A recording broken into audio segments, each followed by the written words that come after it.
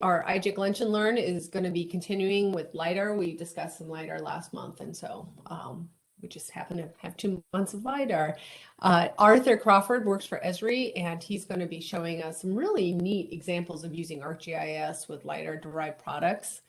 I can't remember who said, but Arthur, you come highly recommended, like you're an expert in this field. So I'm pretty excited to see all that you're going to be doing.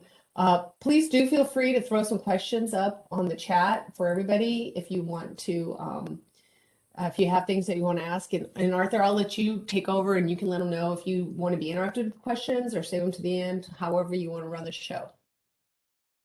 Okay. You can please stop me and ask for questions, and you can just put them in the chat window, and I'll try to watch the chat window. But if I don't, just speak up and I can answer your questions. And if I do see questions that come through, Arthur, I'm not shy. This is Micah Cutler, so I'll just like butt in if someone's not comfortable butting in. That sounds great. Let's start with a presentation here.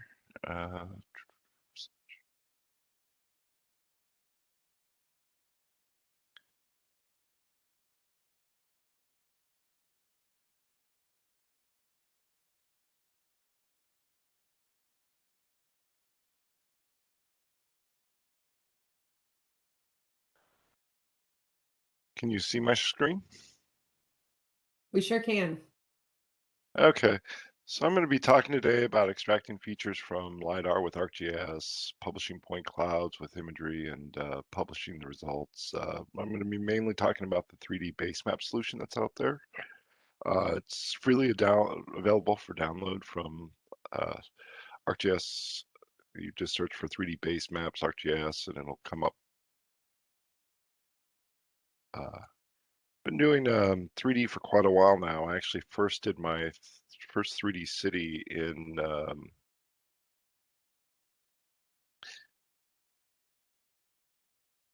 some reason there we go. My name is Arthur Crawford. I've been working for Esri now for 20 years. I came to Esri from the Army. I was a geospatial analyst there, and came to Esri and worked for about 10 years helping NGA drive all sorts of different mapping products, including some 3D. And then I actually moved into working on the community maps project where I do the contours, spot elevations, vegetation for the entire world. I'm actually working on a new hillshade right now that'll be vector tile for the entire world. But getting back to LiDAR has always been kind of a passion for me in 3D. And the 3D Basemap team originally was actually part of the Living Atlas team, and I worked with them quite a bit on getting some of the core tools developed. So it's kind of fun for me to keep my hand in this and be able to do some 3D.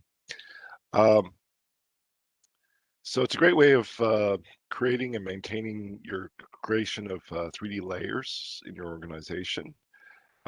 You download the 3D Basemap project and you can open it up and you can then start creating your layers from your 2D layers in your LiDAR to create a 3D scene. And there's all sorts of different layers you can create. Bridges is a new one. Buildings, of course, has been there for quite a while. Taking your buildings and dividing up into different floors, colorized LiDAR, elevation, power lines, trees, underground pipes, and even bring in meshes and be able to modify them. So you can see here that in this scene here, we just have a city here, and then here's showing the LiDAR, then showing the buildings being extracted from it and how they match. And this is actually using a mesh here. So what is a base map? A base map is anything, a 3D base map is anything where you have a bunch of 3D data that you want to display in there. Now, and it's basically a 3D base map is something that you want to have to overlay your other layers on top of. So when you start to build a 3D base map, the easiest way to do it is by far the colorized LiDAR. If you take your LiDAR as is, colorize it, create a scene layer package out of that LiDAR that's colorized with your imagery, You can then publish that and create a very quick 3D scene of your city, your county, even states have helped take their entire states with a LiDAR, colorize it, and publish it as one scene. Another way is to use the 3D Basemap solution to start to extract actual features from the LiDAR. So in the one here down below, you can actually, with 3D features, you can extract out your buildings, you can extract out your trees, power lines even you can extract out now, and build entire cities or counties or even countries. This example down here is actually Switzerland, which has done it for their entire country. Another one is integrated meshes, which are becoming much more popular now, and their prices are getting a lot less now for being able to do. I know that several vendors such as Nearmap and also Eagle View are taking their imagery, which they collect at different angles, and creating integrated meshes from that and providing them for sale. And they're very competitive on their prices with each other for that. It's still an expensive option for an entire county, but for a city or a smaller area, and if you're already existing Eagle View customer, or you're in an area where is covered by Nearmap, which are the major cities in the US, you can buy those meshes and use those and integrate them. Another one is actually a hybrid, which is where it's kind of the top level of 3D base maps that I've seen. And this one is actually in Estonia or Lithuania, one of the two. And what it is it's actually where they're taking the buildings for their high resolution buildings that they have from like AutoCAD or SketchUp, bringing those in for castles and also for churches. They're using the mesh to display the rest of the buildings here. And then for their trees, what they're doing is they're actually using the LiDAR colorized that was classified for trees to bring it to show their trees very realistically. You just using the point cloud from the LiDAR itself. And if you look really closely, it's hard to see here, but there's actually trunks coming from here where they used a program like Extract Trees from LiDAR or the 3D Basemap solution to extract out the trees and their heights and be able to represent those trunks as poles. But you can also represent them as a dead tree symbology. What can you use your 3D Basemap for? You can use it for urban planning. You can use it for the urban planning solutions out there, and you can actually take that urban planning solution and purchase it, and then it has a whole ecosystem set up for you being able to take your parcels in and other relevant data to be able to depict various scenarios with planning, putting in new buildings, rezoning, seeing what buildings would look like if it was an area was rezoned and you wanted to see how high up changes in height that they would be, or what type of building size you could build on it using the parameters set in the coding or in the building codes for that area. You can also use situational awareness, where you have a 3D map and you bring in and you add in additional data, such as anything from floods down power lines, anything you can think of, areas that have electricity off. It's just a better way to be able to see what's being impacted in 3D rather than your common 2D map. Asset management's another one where you can take in your assets. In this case, it's trees, or it could be anything, where you can see your assets in 3D and see how they're related to other objects in both a split screen where you have the 2D and the 3D there. You can also do flood planning, where you have flooding, where you can actually show your flooding. Now this situation here is where they have a mesh that's very detailed. They also have it broken out into individual buildings for the buildings there, so they can colorize them based on the ones that are going to be impacted. And then the water itself is shown as water. That's not a photograph. That's actual just water being displayed with in the scene. It's just a normal polygon that's displayed with those waves and those reflections in it. And what can you use? It's more of what you can use a 3D base map for. Forestry management. This one's kind of close to my heart. Lynn County in Iowa had the derecho disaster about a year ago to go through it. And in response for that, they had a ton of trees that were knocked down by that windstorm that went through Lynn County. The city of Marion contacted me and asked me if I could help them be able to extract trees for their entire county. And we have a disaster response program. So for free, I went in and took their LiDAR, downloaded it, created a scene with all their existing trees. So they had a tree inventory. So they get some ideas of how many trees were lost using the imagery that was collected afterwards. So all sorts of forestry management, but also forestry companies have used our tree tools for extracting trees out to get the height and the crown diameters out of them.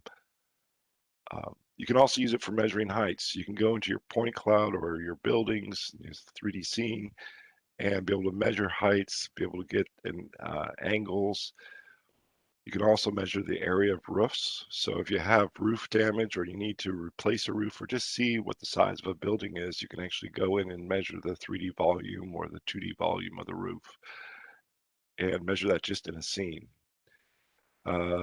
Probably for Iowa, this isn't that big of a deal, but for a lot of our other customers, the sea level rise or what an impact a tsunami or a storm surge would have on their areas is pretty important. But that can also play in flooding areas as well as be able to have a water polygon that you raise up and see what it's going to impact. I recently worked on one that was in Grenada that was shown in the preliminary where it had potential landslide areas, and we were able to bring in the landslide areas that were 2D polygons and then be able to represent them in 3D so you could get more of a context of where a landslide might happen and what buildings would be affected by it.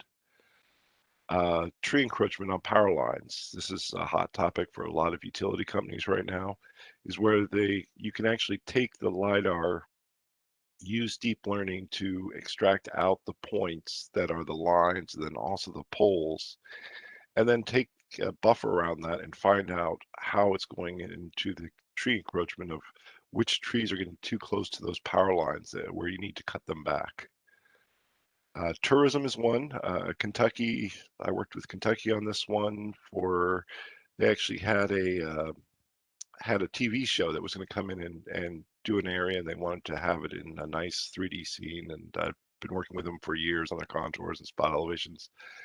They actually asked me to help them with this, and we were able to set up pretty quickly a scene where we colorized our LiDAR, in this case with fall colors, so that it really kind of popped out, and then with their imagery, and then also brought in some of their other layers that they had, like terrain and buildings and other features to make a really nice map of the area. Here are some examples of some 3D Basemap Solution users. Sandag. Sandag is the San Diego regional group that does their area, and they actually have the entire county in 3D now. The city of Las Vegas, Wolfsville, Ryerson University, Simcoe, city of Baywater. Some of the ones I've worked on lately are Connecticut Capital Region Council of Governments. They're a group that's about a fifth of the size of Connecticut. And their goal is to actually take the entire state and do a 3D base map of the entire state. So far, they've been able to process the capital region, which is about 1/5 of the state right now, and they're working on doing it for the entire rest of the state. Aspen, Colorado did a 3D map to represent their buildings and their trees, and they use the point cloud for the trees, and then they use the trees from LiDAR to extract their trees and represent them as just the trunks of the trees, but having the points colorized to represent the actual leaves on the trees. Came out with a really nice scene. City of Chicago and Cook County. Been working with Cook County and Chicago. Chicago, there's a scene that I helped them develop using their Geiger LiDAR, which has a lot more point density than most LiDAR or what you'll have in Iowa.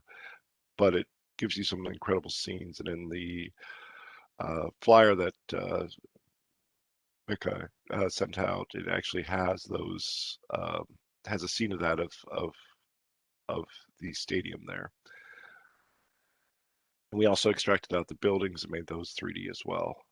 State of Connecticut, I helped with them with setting up and colorizing their entire state worth of LiDAR.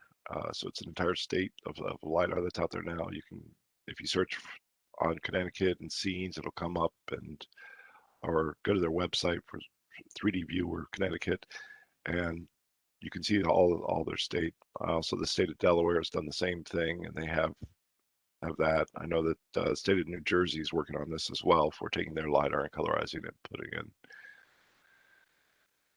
Some examples in Iowa. I did a quick search and I was pretty impressed with what I found. There's two that I did, but your capital's got a really nice scene in it. I don't think they used the 3D Basemap Solution to actually extract those. Those look like they were extracted buildings using AutoCAD or another program, but they were able to bring those buildings in and display them as a 3D base map. That's kind of an expensive option to do, but if you have the money, it's one thing to consider is to hire professionals to go in there and build your 3D city. The University of Iowa has a mesh of their entire campus that looks really detailed and photorealistic. Another case where that might be a little expensive to do for a whole county or a rural city, but it's an option where you can go through several vendors like Nearmap or EagleView to get that data. Lynn County was one I talked about earlier that I helped with driving the trees for preprocessing.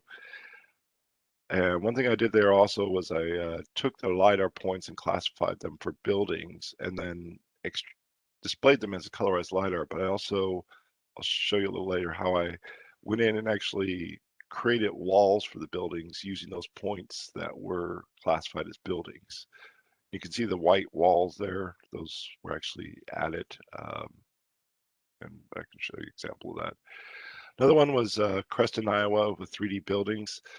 This one I just did as a demo last week for trying for this demo just to show you what was possible. And you can see there where it's got the tree points actually extracted as the tree points from the LiDAR colorized and then displaying the 3D buildings collected with the 3D Basemap solution. And then the trees were collected with 3D Basemap and actually are depicted as just tree trunks. So you see the limbs coming out and makes the scene look more realistic. So what day do I need to do this? Your LiDAR data and imagery, that's pretty simple. You guys are flying 2020 LiDAR for most of the state or 2019, and it's starting to be delivered.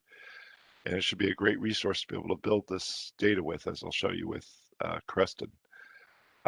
You'll get any GIS data you have, points, lines, polygons, anything can be turned into 3D that are 2D features. It's a matter of getting the height on it and getting the attributes to come up. If you have good building footprints already, I don't suggest you extract new ones. You just use your existing building footprints, especially if they're broken up into different levels of the building. Another option, of course, is the integrated mesh that we talked about. And then use the 3D Basemap solution to colorize, to extract, to publish, and modify, and get out the layers such as bridges, which you can derive from the LiDAR, trees, buildings. You can break those buildings up into different floors. It also gives you elevations, both the DTM, the digital terrain model, the DSM, and the NDSM, which is one tool where you throw your LiDAR in and it processes that out. You can do now power lines, which is pretty incredible, and we have a deep learning solution to be able to do that. And of course, colorized LiDAR, trees you can extract out, which was a tool that I actually originally developed a prototype for. You can also now bring in underground pipes, which are pretty neat. So if you have sewer lines that are in 2D but have height information on it, we have tools that will actually go in the 3D Basemap solution and build those out for you as pipes and as other features to be able to visualize your city in 3D. And it really comes out neat if you're working on utilities. You actually see the pipes and what's underground in a 3D environment and how it relates to buildings or trees or other features that might come in there. So these are all the tools that are in the 3D Basemap. They're actually set up as tasks. So it just walks you through as tasks on how to do all of these different things. So the first one is the extract elevation surfaces from your LAS data set. And then you can go, then it walks you through how to publish those layers if you want to put those online. Extracting building footprints. This was a process I originally developed where it takes the LiDAR and converts it over to a raster from the points that are classified as buildings. And then once you have that raster, it actually takes that, creates polygons out of it after a function's applied to fill it in, and then creates the footprints and regularizes them so that they'll be correct, or as near to correct as we can get right now. There's also once you have that, there's create buildings, which will take those building footprints and make them 3D. If you're not using your existing building footprints, then reviews them in 3D, and you can modify them 3D and fuse the buildings together. And then you can also add textures to the buildings and publish a building layer and update the buildings. And then next you go into publish floors, create different floors for those buildings. If you wanted to do analysis as far as seeing where the floors were, how much volume they had, what sort of views they might have. Some top areas like Chicago, that's very important for taxation reasons. You can also take your bridges that are points that are classified as bridges, which is about every LiDAR has in it right now with the USGS, and then create bridge surfaces out of that, create the bridges, and represent what type of structures they have on it, and then publish those bridge layers. Publishing trees, you can go in and classify the trees. There's actually 3 different tools in the published trees. The first one they have there is the deep learning, which is great for using for park-sized areas, but I wouldn't recommend it for larger areas. I'm going to get into some more skip this and go into a little bit more detail here. So this is just the elevation, the tools where I was talking about before, where it creates a DTM, DSM, and NDSM. And DSM is a normalized different surface model versus a digital surface model versus a digital terrain model, which is the ground. The digital surface model is either the buildings and the ground, or the first thing the LiDAR hits, which would be the last return of the LiDAR, and then the normalized. And it just creates those layers for you from your LiDAR. And then you can also go in and colorize the LiDAR, which is just using our standard tools, the 3D Analyst, Colorized Labs, where it colorizes it all, and you create a scene layer package and publish it. And the costs are pretty low on that.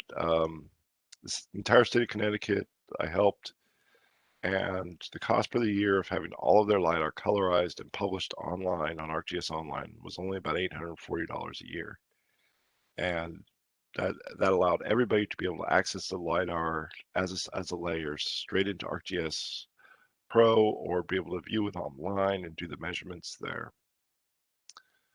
Then creating building footprints. You start with your LiDAR, you can create the building footprints. You first classify the LiDAR for buildings using the classify last buildings, then it generates the footprints at a raster base. It fills those in with a function. It converts them to regularized building footprints, which is where they have the nice square corners or perfect circles or others.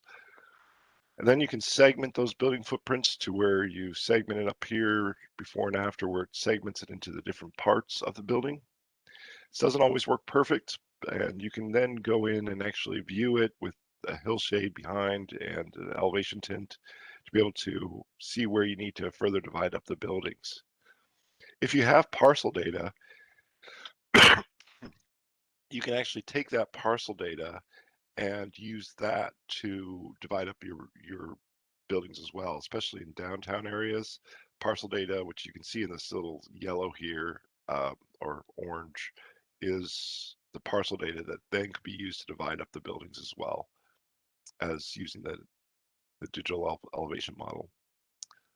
And then it takes those, you get the roof plane information, so that's where it goes through and tries to figure out what the roof height is and what the eave height is, the roof type, whether it's gable, hip, um, or flat, and then builds each of those sections up, those individual sections up into a 3D model.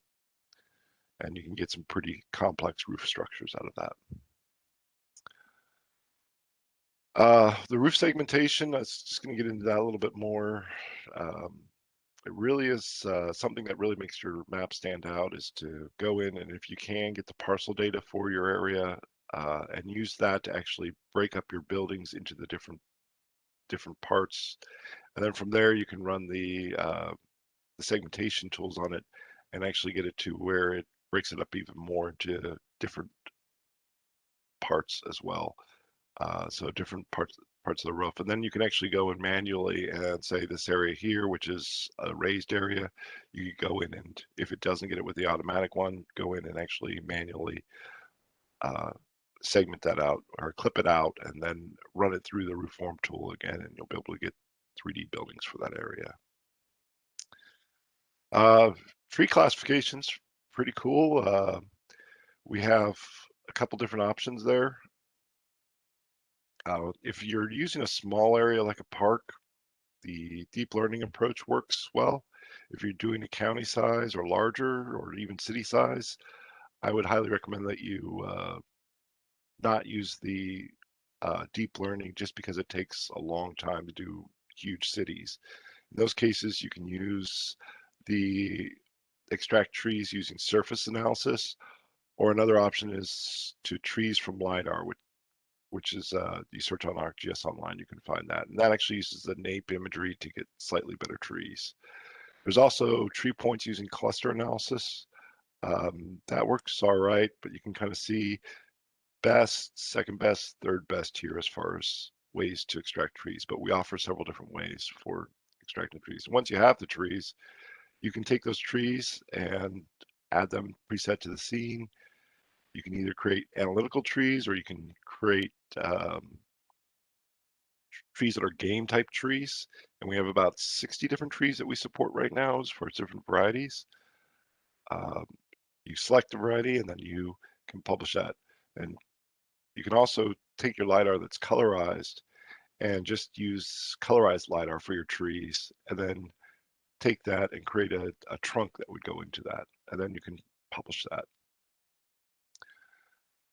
Bridges, I haven't actually done this part. Gertz came up with this recently, who's the developer for this. But the concept is pretty basic. It's almost like buildings. We're taking the points that are actually the bridge, and then creating a plane out of that, and then creating a superstructure above that to represent a bridge. And he's been working on that and getting the different types of bridge types and improving that. It's pretty new to the solution. This is something that I tried recently, or this year, in Grenada for the preliminary, was actually extracting power lines out. And you can see there in the lower left where we actually use deep learning to go in and extract the power lines and the poles out of the LiDAR itself. Once again, this is a pretty intensive process. I'd start with a small area if you're going to try it. And then Gert's got tools that will actually, well, the 3D Basemap Solution has tools that will actually take those power lines and then be able to render them as catenary lines, and then also with the poles, and represent them in your 3D base map that way. As I was talking about the 3D pipes, you can have these pipes here and have those go through, be able to generate those from your existing 2D data, as long as it has elevation attributes on it. And it will actually automatically figure out the slope for each of the pipes as well, if you have the start point and end points for them. It's all done through procedural generation. The floors are pretty simple. It just takes your existing buildings and breaks them up into multiple floors and volumes, uses procedural to do that. But each of those are actually independent features then that you can then select and see how much volume they have. The capital region, the Connecticut Capital Region Council of Governments actually was very interested in this for taxation reasons, to find out how much commercial space they had, how much was available for rentals, and figuring out for taxation reasons as well. With buildings, there's actually 4 different types of textures. The LOD1, which is a simple extrusion where you can just go to the height of the building and basically make a square box out of your building footprints. Sorry, I'm referencing, I forgot to take out the Los Angeles County reference here. I just demoed to them just a little while ago. LOD2, which is the roof form where you can break up the roofs, and this is what the 3D Basemap Solution does. LOD3 is where you get in and start breaking up into different facades and adding a lot more detail to it. Then you have the LOD3, which is the textured, where it's actually got the imagery on the sides of those buildings.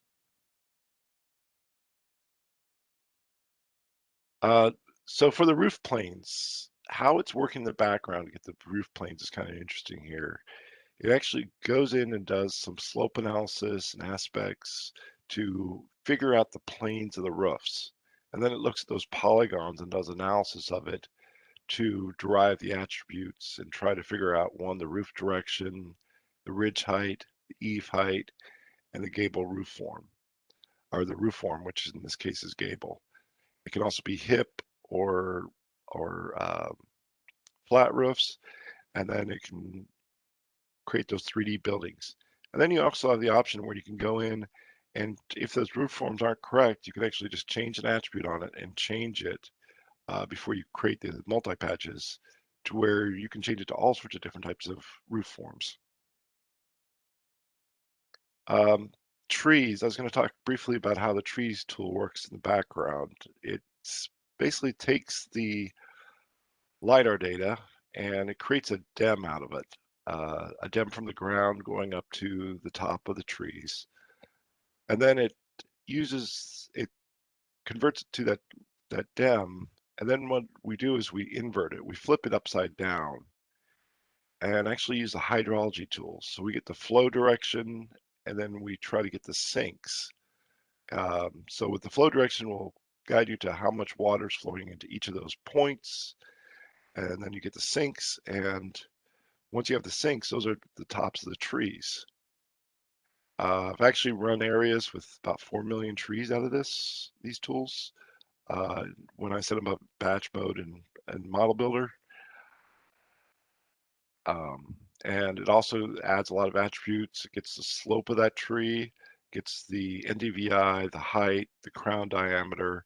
The crown diameter is actually taking the amount of water that pixels that flow into that crown, or that top of the tree, and then takes those pixels and gets the area of the tree and then derives a circle from that area. And then it also removes trees that are too close to a building.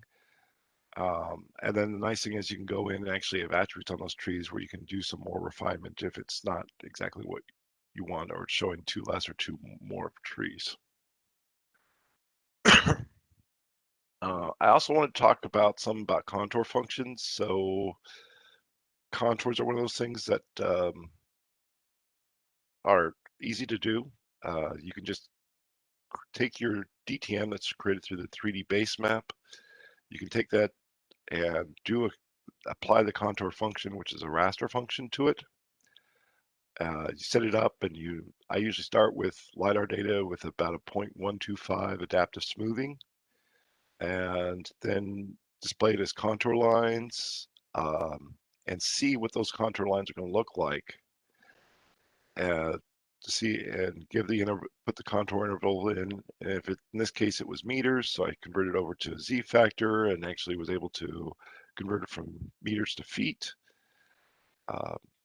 And then be able to actually view it and see what it looks like. So in this case here, we actually have the contours here in red. And you can actually see the contours there that are in red there that are displayed as just a raster function. So they're not actual true features. That's just showing the raster function. So you can actually manipulate it, change the values, and get the smoothing, proper smoothing you want on contours. So you don't get those engineering contours that have lots of small contours or little parts in it. And then you just export that out to a smooth DTM with the raster function and put that out there. And then you can extract it out to a DEM, a DTM, a smooth DTM, and then just run the standard contour tool on it to get your contour features out of it.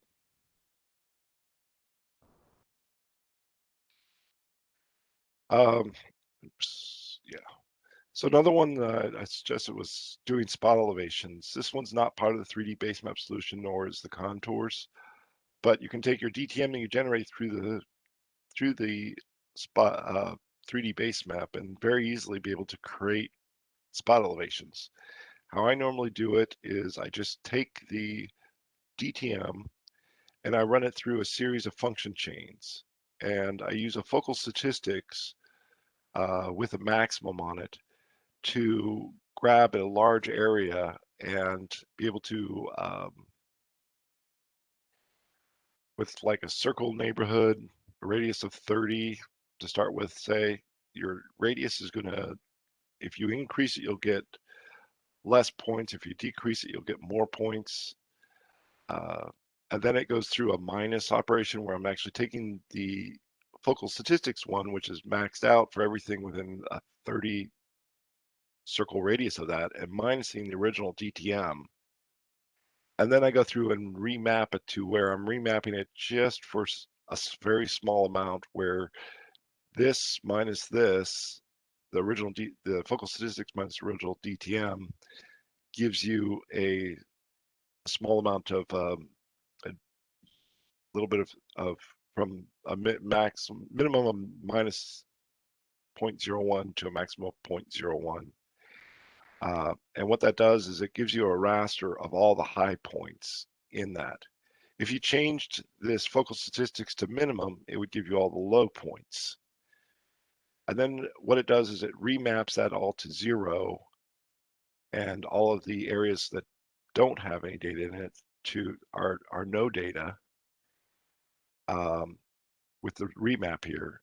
And then you just add in your original DEM back to it. And because all the areas with no high points are are no data, and all the areas with high points are 0, and you add in back the original DEM, it actually applies the original elevation value to those pixels that are high points. And then you can just run a raster to points on that function and get out your high points, your spot elevations for your area. And this works pretty quickly. It took maybe about 10 minutes to do spot elevations for all of Creston, which I'll be showing you in 3D later. And you can see the contours there and how the high points of the contours line up pretty nicely there. This area didn't have a lot of elevation change. And if you want to do a hillshade, hillshades are really easy. You can just create a function, apply it to it with a in this case, it's a multi-directional hillshade with a Z factor of 4. With your LiDAR data, this will really bring out the features in your LiDAR data from the DTM, so you can really see the terrain well, see where there's definitely some rough ground here and smooth ground here, and people line it up with your contours. These contours are just from the contour function applied on top, and then I have the spot elevations on as well. And I was gonna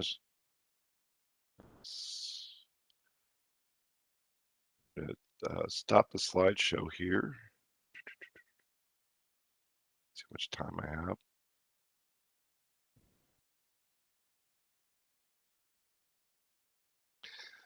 have. So you should now be seeing, this is Grenada, and I was just going to show you some of those elevation points here. Or no, I'm sorry, the power line points that we were able to extract out here. And then I was actually, I don't have it in this scene, unfortunately. I don't think it's in this one. No, I grabbed the wrong one. But you can actually, I actually had the catenary lines going across here and then poles to represent them as features as well. And this was a project with the island of Grenada where we mapped their entire country. And it was the first whole country I've ever mapped with LiDAR. You can see how it lines up with the buildings and the 3D features. We can add in the 3D trees. Takes a while to load.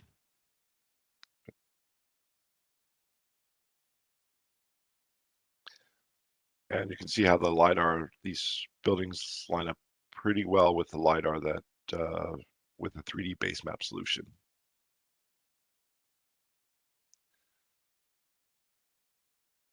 I'm going to switch over now and close that one. Oops.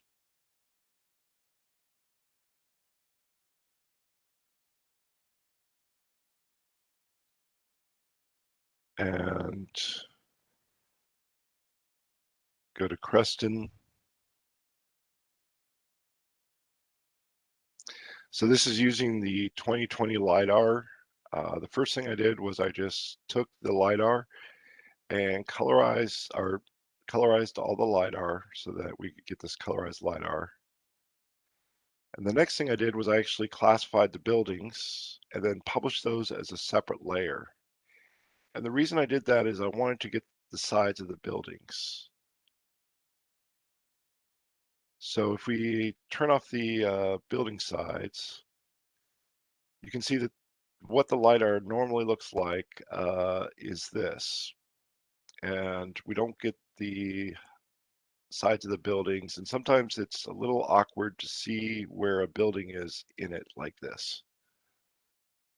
But if we take the points and classify those and then publish those as a separate layer, separate scene layer package using extract las, then what we can do is actually take those buildings and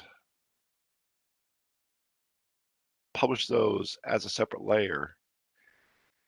And then one thing I do is also, so you can better see where the roof edges are, is set up one layer here as a darker layer just for the roof edge.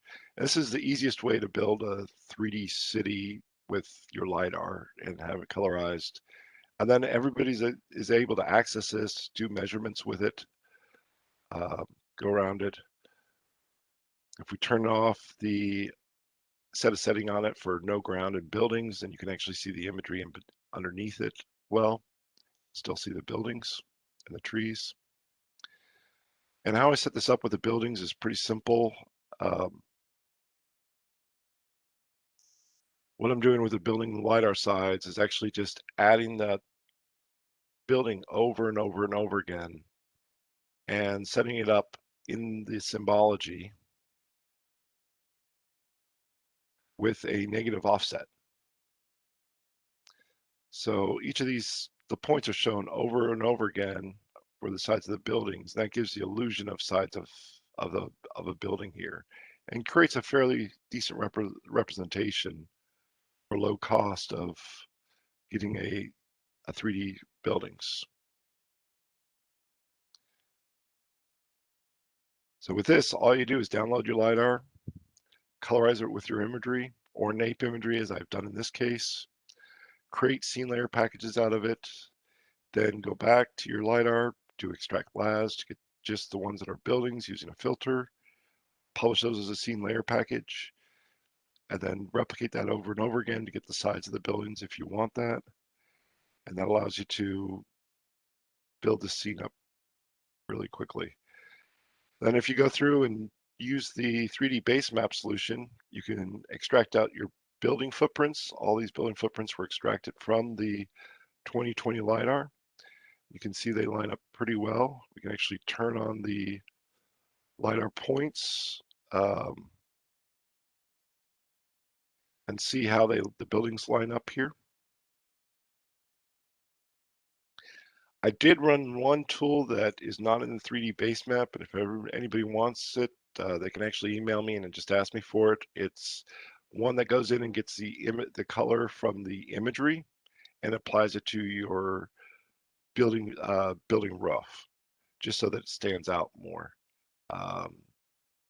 Normally they would look like this without the colors, and then with the colors they look like this. Just look a little bit more realistic. And if we turn off the buildings, you can see how the colors roughly match the colors of the buildings that are there.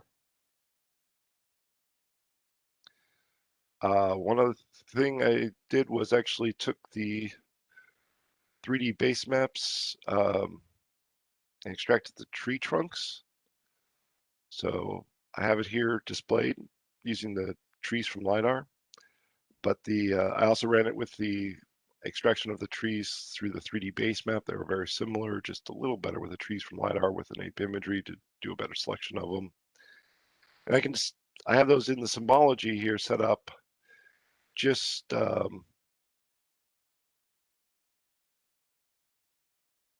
set up as either the same trees represented as tree trunks or as 3D trees. And I just picked elm because that was a prominent tree type in the area. So I can either depict them as a tree trunk and then take those tree trunks and actually turn on the LiDAR. And you can see how the trees roughly line up with, and you get the tree trunks with the LiDAR. We go over to a scene area here.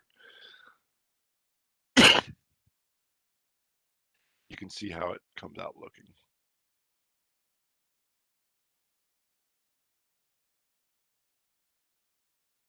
And renders pretty quickly this way. So you can see entire cities with the LiDAR here. And what's this good for?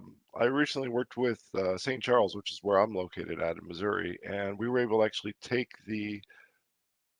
this, and they are using this to take some of these features and move them into SketchUp and add a bunch more to it, and then they're actually using them for engineering diagrams for the city. So it's not just for our software, but you can use the 3D Basemap to develop buildings and export them as 3D shapefiles, and then actually import them into other software as well. So let me go through some of these scenes real quick. So we have the basic buildings here, which are your point cloud, and then the 3D buildings that were extracted from the 3D Basemap. We have here the LiDAR buildings, just plain imagery, the plain buildings without the roof color, buildings with roof color. And if you search out there for Creston, Iowa on ArcGIS.com, you'll be able to find this and you can go through this more. It's open. You can see what the colorized LiDAR looks like as is. You can also display it from the same, just changing the symbology here in the under the LiDAR here. I've just set it up, and it's the same point cloud, just set up with different symbology for different views. So here I'm depicting the classification, and I modulated it with the intensity. And yes, you can go and get points on any of that. You can also view it with the elevation. You can also view it with the intensity itself, which I use to modulate the classification and the elevation. LiDAR buildings. And when you're building 3D buildings, this is what I'm talking about, the segmentation. I'm going to turn off the LiDAR here. So this is a pretty complex building, and it was able to extract it out fairly well. And then what I did was I went in and divided it up into a circle and then divided up these fans of it going out to try to better represent what the building was actually there. And that was by far the most complex building in this area, where I actually had to break those up individually. And then I ran them just through the 3D Basemap tool afterwards, or the roof form tool afterwards, and that actually broke it up into the different parts with the different roof types on it. And that was all automatic after breaking it up. And then you can see here another building with different levels here.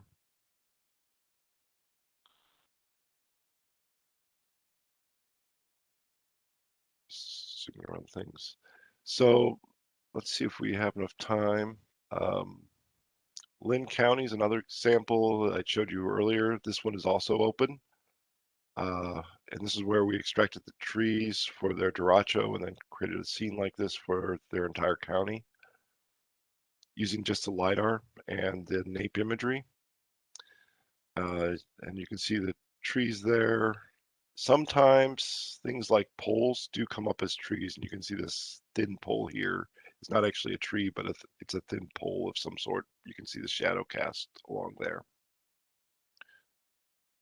But for the most part, it was able to extract out the trees fairly well, and you can actually look at the shadows and then see how they line up with the trees themselves to get an idea. And if they're not dense enough, you can actually change it with the trees from LiDAR tool, which is what I use for this, to just use a lower resolution, or for more trees and a higher resolution of the LiDAR pixel size for more trees. And if you want to search for that trees from LiDAR, search there, and it comes up here as on there, trees from LiDAR and sample data. Once again, here was one of those cases where we were able to take the buildings and just use the building sides from the LiDAR to be able to build up those buildings and just represent the sides so that they can better be seen. So that's without the LiDAR being represented sides and with it. They also had planimetric buildings, which I made to 3D, but they render pretty slowly. And they didn't actually have heights on them, so they're all just rendered to the same height. I didn't run through the 3D Basemap Solution in this case because their primary interest was just the trees themselves to know which ones were hit by the derecho. And you can see here where we have the LiDAR and the trees, and you can see how they line up and how they work. They're fairly close there in size. Sometimes not, but often they're pretty close. You can see the LiDAR points there and how the tree is represented. I guess the last thing I wanted to talk to you about, I actually work with Living Atlas team, and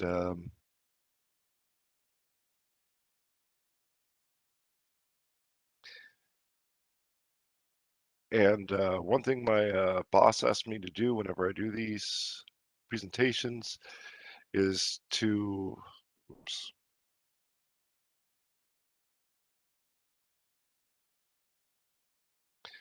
talk a little bit about community maps with this great building. If you have great data, whether it's always great if you could share it with us and put it into the community base maps. We're actually looking at in the future maybe doing a 3D base map, a community base map. But our community maps program has a way for you to provide feedback on our base maps. You can actually edit features and create campuses or online now with our base maps. And you can also share your data, whether it be imagery or building footprints, roads, other features. You can share that data. Your trees even can be added to the 3D base to the 2D base map, or that you extract in 3D. You can take those points and add those as to enhance the 2D base map of your city.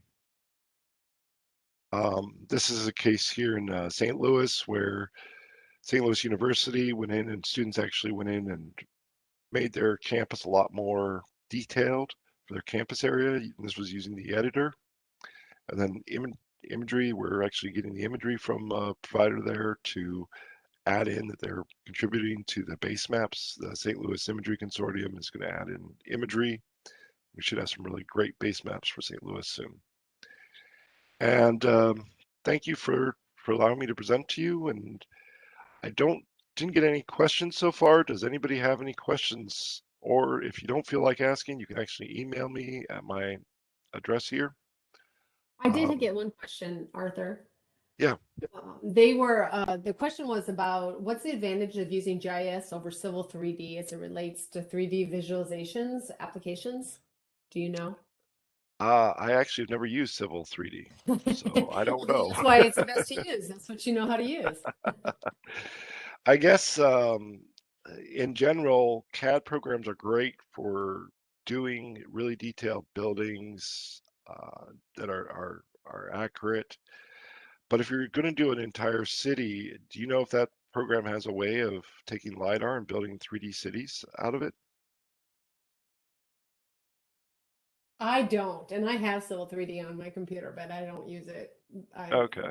I don't know how to really use it. And you know, the advantage is we're GIS professionals and not engineers, so you know, we use what we know. I know that the city engineers in St. Charles approached me when they saw my 3D city because it took them so long to build the buildings up into 3D and do them accurately that having a whole reference of buildings already in 3D allowed them just to grab the ones they wanted, import them into their 3D rendering, whatever AutoCAD programs, SketchUp or whatever, and then take those and apply textures, do whatever fancy things they want to do there to create really detailed engineering programs. And it saved them the time of having to add the trees because they had the trees extracted from the using the 3D Basemap solution. They had the 3D buildings already, and it was just a matter of applying textures, and then they could make them more detailed as needed for their drawing. Does that answer the question? It's not my question, so I'll just say sure. Yeah, it does. Awesome. One last question, then we're gonna have to wrap it up because our hour's done. Is somebody asked how is the data extraction tool? How are the data extraction tools accessed? Is there an ArcGIS Pro toolbox? All you do is go to if you type into Google 3D Basemap Solution ArcGIS, it will come up and it walks you through how to import the solution, put it into ArcGIS Pro and open it up. And then it has a task that walk you through taking your LAS data that you download, creating the LAS data sets, working all that through those tasks.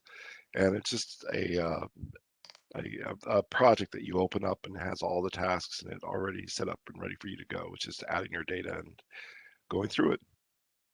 One last, oh, I guess someone else did ask those 3D you sent or you showed those 3D applications. Are those the ones that you've sent to me, Arthur, in the last couple weeks?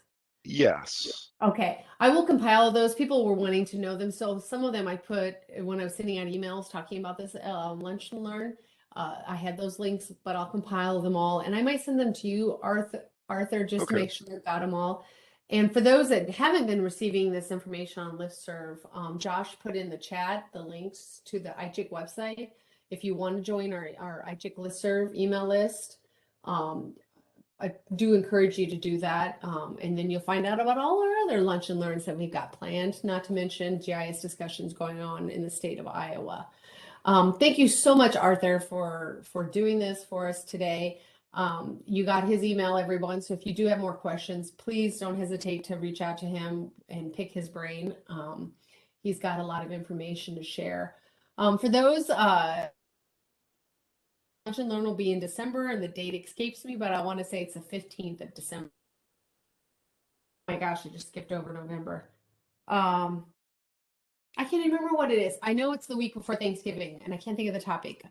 It's on the tip of my tongue. I do this all the time. So I'll be sending out information the next week so people get those marked on their calendar. It'll come up a little faster since we're wanting to avoid the week of Thanksgiving. So we'll be sending that out. So be looking for those emails. And one last thing, if anybody has any recommendations on how to do this presentation better, please email me that as well. I'm actually doing this tomorrow for the Arizona Geographical Information Council next. Thank you for your time. The November one is November 17th, and it's Bill Wetzel. Oh, that's right, Bill. See, so much, Josh. Multi-purpose use of street level imagery. Yes, yes. So we've been looking at things from the sky. Now we're going to look at things from the street. All right. Thanks, everyone. Have a wonderful Wednesday. Bye. Good job, Micah, as always.